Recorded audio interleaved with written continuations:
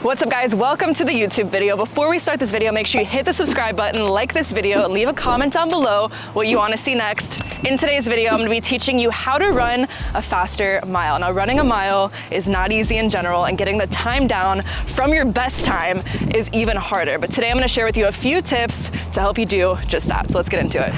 Tip number one is to run more than a mile. I know when we want to bring our mile time down, we just think keep doing miles and miles and miles, but the key is to build your endurance so that mile feels a little bit easier. So my tip number one is to run more than a mile. Go on runs that are 3 to 5 miles, try to build up your base, and then go ahead and race your mile and see where you're at.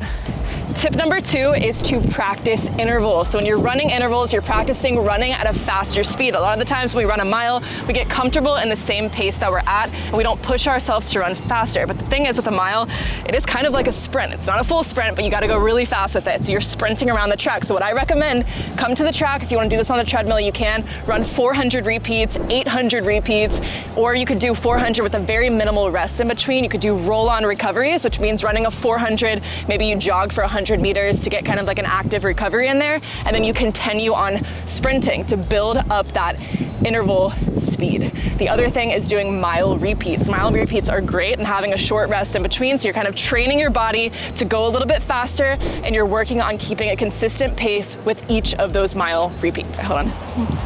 The next thing is running hills. If you have hills near you or on the treadmill, go ahead and bump up that incline. This is really gonna help you bring down your mile time. I recommend running hills 1 to 2 times a week, every single week, and really pushing yourself. It's another form of intervals that's really gonna help you build that speed.